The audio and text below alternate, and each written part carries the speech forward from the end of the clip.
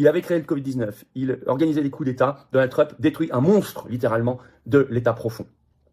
L'USAID, avec des révélations assez fracassantes. Qu'est-ce que c'est que l'USAID? C'est une agence, c'est l'agence des États-Unis pour le développement international, son nom, créée en 61, qui a pris vraiment son envol à la fin des années 60.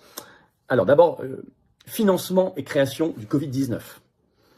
Bravo à cette association qui, à la base, lutte contre la souffrance animale, qui s'appelle White Coast Waste aux États-Unis, qui a utilisé une loi fédérale américaine, la FOIA, qui date de 1966, c'est la loi sur la liberté d'accès à l'information, qui a donc pu récupérer et ensuite mettre en ligne, publier des documents, donc ils sont maintenant sur X, partagés depuis ce 3 février sur le compte d'Elon Musk, 215 millions d'abonnés, des documents officiels, qui ont été donc relayés par Musk, qui est toujours ministre, Doge, ministre de l'efficacité gouvernementale de Trump, et qui montrent ceci. Je vais vous lire un extrait avec le document qui est mis en pièce jointe en dessous.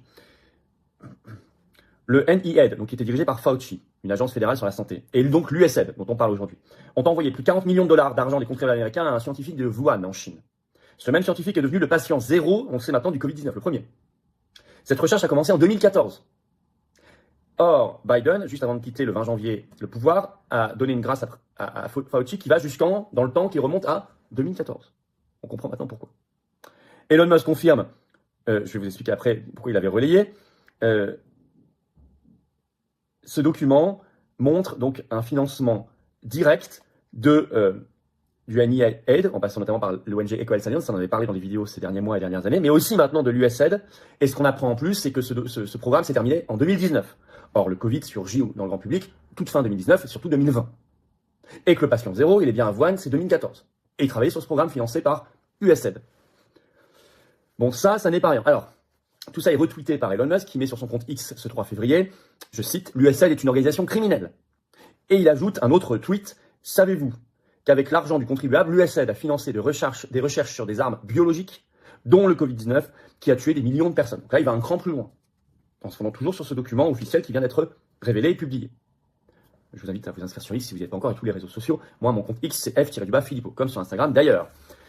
Notre canal Telegram, il est également en lien sous la vidéo en description, c'est Les Patriotes. Tout ça, il faut suivre, et puis tous les comptes de nos départements, de nos référents, de nos délégués, de nos militants, suivez-les partout, créez-vous les comptes, relayons-nous, retweetons-nous, très important. Plus Facebook et tout le reste. Alors, il ajoute, Elon Musk, le 3 février, un autre tweet sur X.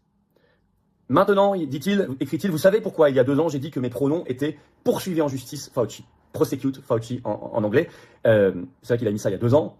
Il a dit mes pronoms sont, et en fait, voilà, l'explication, c'est ce document.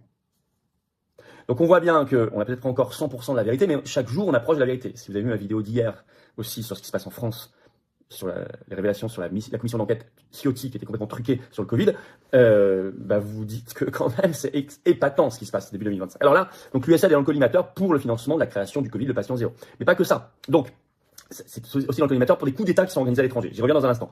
Et suite à ça, d'abord, suite à ces annonce immédiate par Trump de la mise sous tutelle et de la fermeture de cette agence.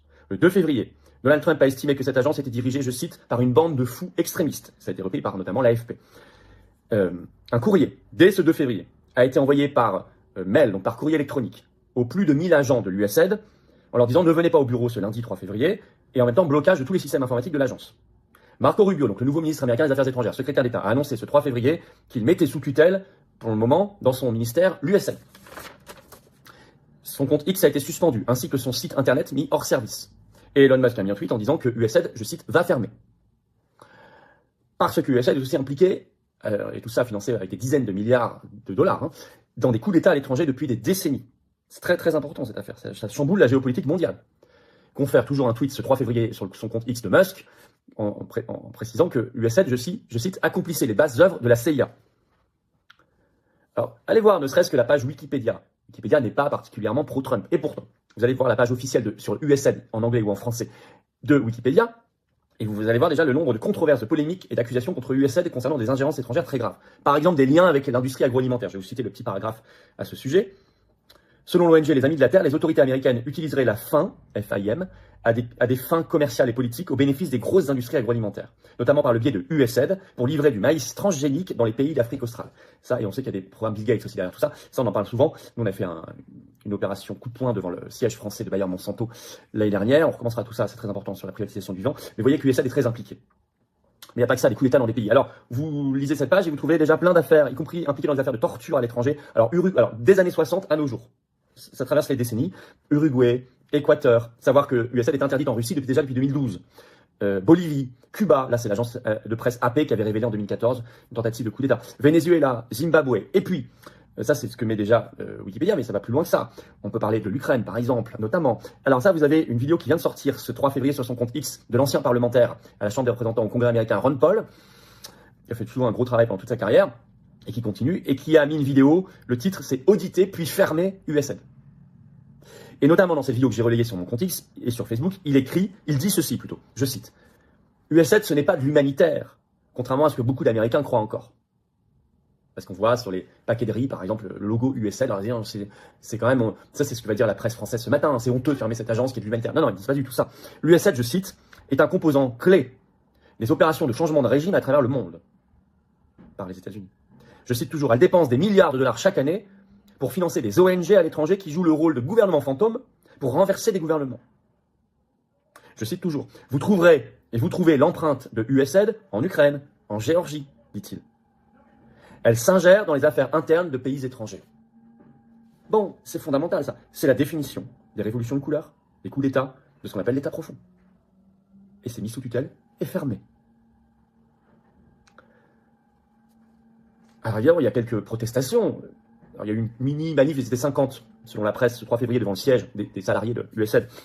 Bon, les salariés de base, on n'a rien contre eux, j'espère qu'ils pourront trouver du boulot. Moi, j'en ai contre les chefs, hein. Mais ils ont fait, c'était pas grand monde, ils étaient une cinquantaine. Mais surtout, vous allez trouver beaucoup de calomnies dans la presse française. On voit ce matin un grand article du Monde, par exemple, ce 4 février, dans la presse, ou la presse ou CNN. Mais fondamentalement, ça c'est normal, le système se défend. C'est un démantèlement comme jamais de l'État profond, qui permet de mettre la lumière sur des dossiers très importants, la création du Covid, l'Ukraine, la Géorgie, le rôle des ONG, et donc derrière les réseaux Soros, etc. Voilà, sur quoi les coups d'État de la CIA, les révolutions de couleur, l'Ukraine, bon, c'est très important. Des vérités surgissent. Et puis, mécaniquement, la chute de cette composante essentielle de l'État profond, ça affaiblit fortement d'autres organisations qui dépendent de l'État profond aussi, comme l'Union Européenne, comme l'OMS, comme l'OTAN, notamment, qui mangent toutes à la même gamelle. Si vous enlevez de la nourriture dans cette gamelle, tout le monde est affaibli, et tant mieux. Donc c'est pour ça que nous, Français libres, pour notre libération nationale, on doit se battre plus que jamais maintenant. Nous, notre démantèlement de l'État profond, c'est d'abord et avant tout le Frexit. C'est ça, c'est la définition. L'équivalent pour nous, c'est de sortir de l'Union Européenne. C'est le premier équivalent. C'est très important. Et toutes les autres organisations supranationales, bien sûr, notamment l'OMS. On a la pétition nationale en lien sur la vie d'inscription. Si vous voulez que la France quitte l'OMS, signez-la, partagez-la. Et c'est vrai que c'est le moment d'être le plus offensif possible. C'est pour ça que je comprends pas ceux qui veulent pas les motions de censure, qui veulent pas la destitution de Macron, parce que ça n'a aucun sens. C'est maintenant qu'il faut attaquer.